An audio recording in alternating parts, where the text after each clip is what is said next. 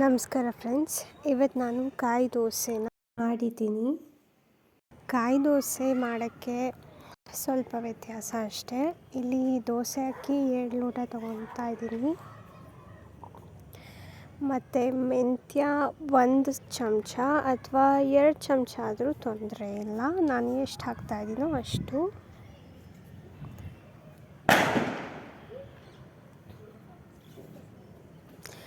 ಮತ್ತು ಉದ್ದಿನಬೇಳೆ ಅರ್ಧ ಕಪ್.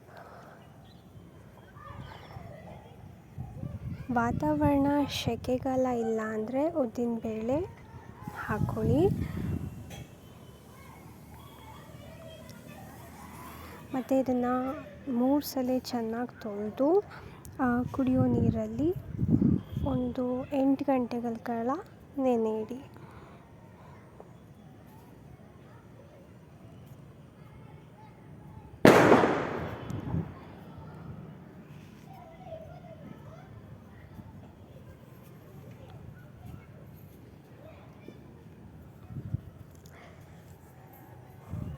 ನೋಡಿ, ನೀವು ನೋಡ್ತಾ ಇರಬೇಕಾದ್ರೆ ಅವಾಗ ಗೊತ್ತಾಗುತ್ತೆ ಅದು ನೀರು ಹೀರ್ಕೊಳ್ತಾ ಇದೆ ಅಂತ.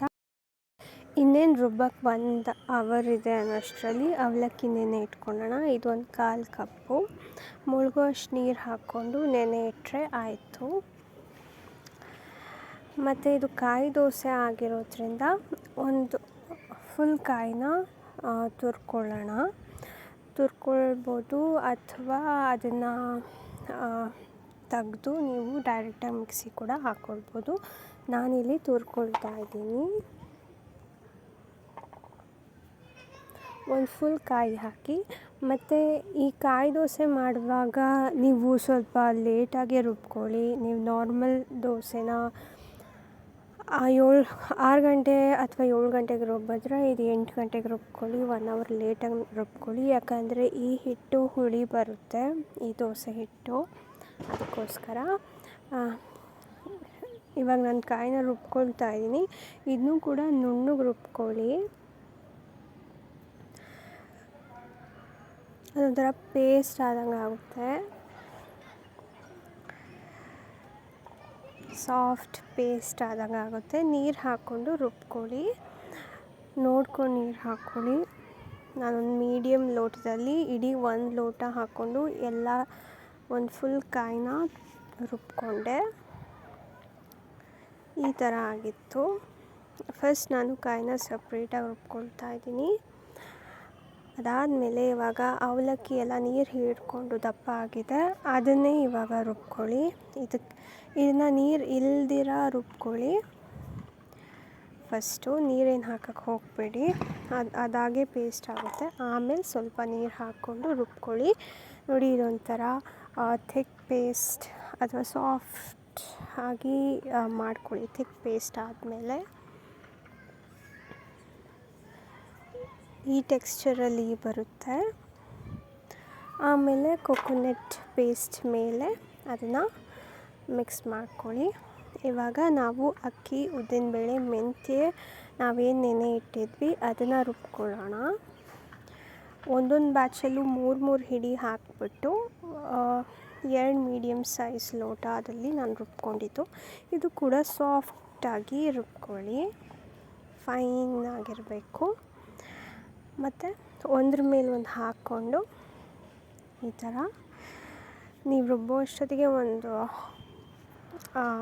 ಕನ್ಸಿಸ್ಟೆನ್ಸಿ ಅಲ್ಲಿ ಅದು ಬಂದಿರುತ್ತೆ. ಸೊ ನಾವೇನು ನೆನೆ ಇಟ್ಟಿದ್ವಿ ಅದು ಕೆಳಗಡೆ ಏನೇನು ಮಿಶ್ರಣ ಇದೆ ಅದನ್ನು ಹಾಕ್ಕೊಂಡು ಇನ್ನೊಂದು ಸ್ವಲ್ಪ ನೀರು ಹಾಕ್ಕೊಂಡು ಮತ್ತೆ ರುಬ್ಕೊಳ್ಳಿ.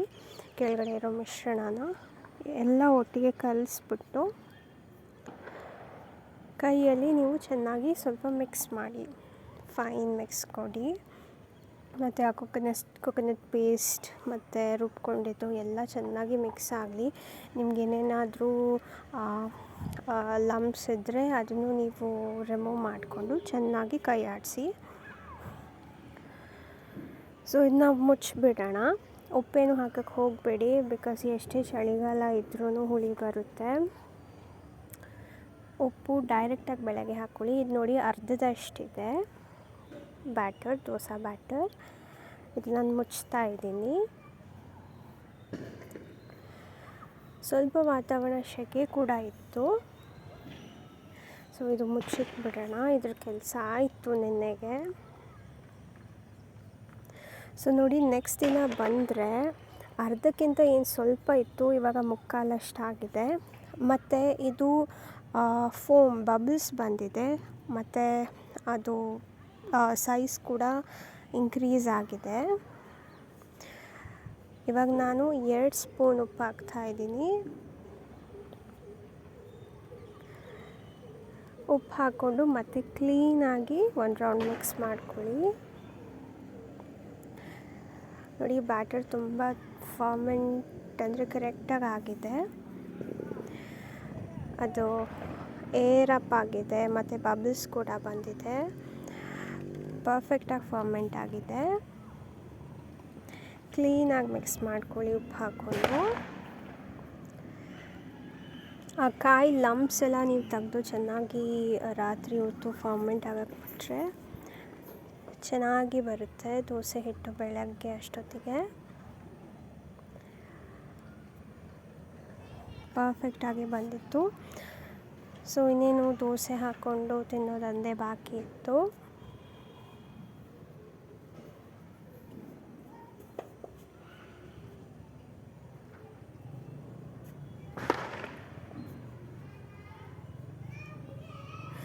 ಕಲಿಸಿದ ತಕ್ಷಣ ಒಂದು 5-10 ನಿಮಿಷ ಅಥವಾ ನೀವು ರೆಡಿ ಮಾಡುವ ಅಷ್ಟೊತ್ತಿಗೆ ಮುಚ್ಚಿಟ್ಬಿಡಿ.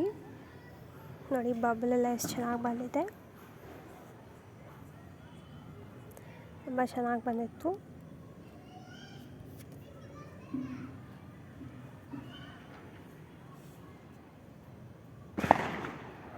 ಇವಾಗ ಹಂಚನ್ನ ಕಾಯಿಸೋಕೆ ಇಟ್ಟಿದ್ದೀವಿ.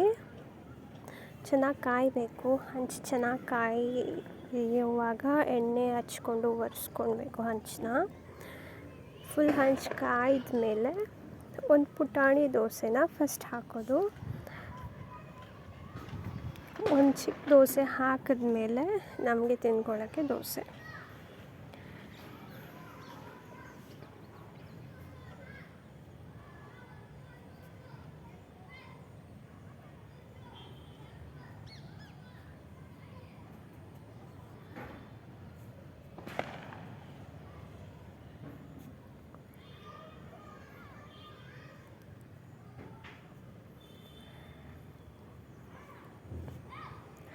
ದೋಸೆ ಕೂಡ ನೀವು ಸೆಟ್ ದೋಸೆ ಥರ ಆದರೂ ಮಾಡ್ಕೊಬೋದು. ಇದನ್ನು ಕ್ರಿಸ್ಪಿಯಾಗಿ ದೋಸೆ ಕೂಡ ಮಾಡ್ಕೊಬೋದು. ಚೆನ್ನಾಗಿ ಬರ್ತಾಯಿತ್ತು.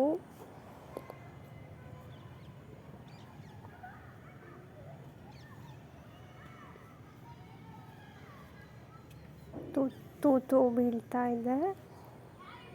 ಇದಕ್ಕೆ ಎಣ್ಣೆ ಹಾಕ್ಕೊಂಡು ತೂತು ಆಗಿ ಚೆನ್ನಾಗಿ ಬರ್ತಾಯಿತ್ತು. ಎಣ್ಣೆನ ಅದ್ರ ಮೇಲೆ ಹಾಕ್ಕೊಳ್ಳಿ. ನಿಮ್ಗೆ ಎಷ್ಟು ಬೇಕೋ ಅಷ್ಟು ಹಾಕ್ಕೊಳ್ಳಿ. ಎಣ್ಣೆ ಅವಾಯ್ಡ್ ಮಾಡಿದ್ರು ಸ್ವಲ್ಪ ಹಾಕ್ಕೊಳ್ಳಿ ದೋಸೆಗೆ ಅಂತ.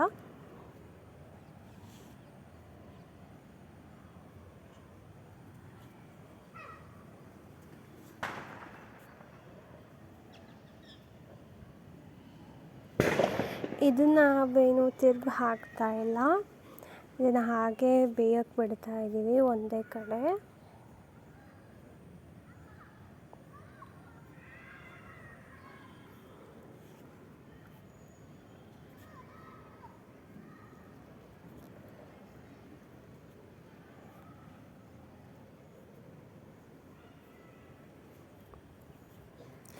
ಚೆನ್ನಾಗಿ ಬಂತು, ಕ್ರಿಸ್ಪಿಯಾಗಿ ಗೋಲ್ಡನ್ ಬ್ರೌನ್ ಕಲರ್ ಆಗಿ ದೋಸೆ.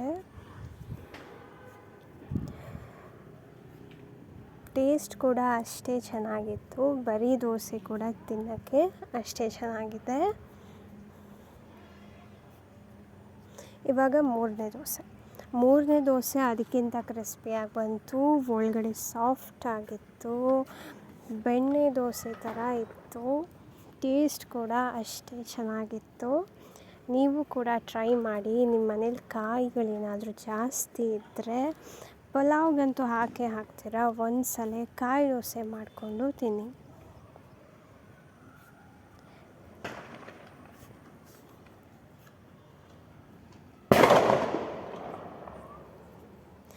ದೋಸೆಗಳು ಹಲವಾರು ವೆರೈಟಿ ಇದೆ. ನೀವು ಸೌತ್ ಕೆನರಾ ಕಡೆಯವರಾಗಿದ್ದರೆ ಖಂಡಿತ ಟ್ರೈ ಮಾಡಿರ್ತೀರ. ನೀವೇನಾದರೂ ಬೆಂಗಳೂರವ್ರ ಕಡೆ ಆಗಿದ್ದರೆ ಇದನ್ನು ಟ್ರೈ ಮಾಡಿ ನೋಡಿ. ತುಂಬ ಟೇಸ್ಟಿಯಾಗಿ ಬಂದಿತ್ತು. ಟೆಕ್ಸ್ಚರ್ ನೋಡಿ, ಒಳ್ಳೆ ಫಾರ್ಮೆಂಟೆಡ್ ದೋಸೆ ಬ್ಯಾಟರ್ ರಿಸಲ್ಟ್ ಇದು. ಟೇಸ್ಟ್ ಕೂಡ ಅದ್ಭುತ. ನೀವು ಬೇಕಂದರೆ ತುಪ್ಪದಲ್ಲಿ ಕೂಡ ನೀವು ಇದನ್ನು ದೋಸೆನ ಫ್ರೈ ಮಾಡ್ಕೊಳ್ಬೋದು. ಟೇಸ್ಟ್ ಇನ್ನೂ ಡಬಲ್ ಆಗುತ್ತೆ. Golden brown crispy tasty coconut dosa ready. ಹಾಗೆ ಕೂಡ ತಿನ್ಬೋದು. ಅದ್ರ ಜೊತೆ ನೆಂಚ್ಕೊಳ್ಳೋಕ್ಕೆ ಅಂತ ಏನೂ ಬೇಡ. ನೆಂಚ್ಕೊಳ್ಳೋಕ್ಕೆ ಕೊಕೊನಟ್ ಚಟ್ನಿಗಿಂತ ನೀವು ತರಕಾರಿ ಸಾಗು ಮಾಡಿಕೊಂಡ್ರೆ ಒಳ್ಳೆಯ ಕಾಂಬಿನೇಷನ್.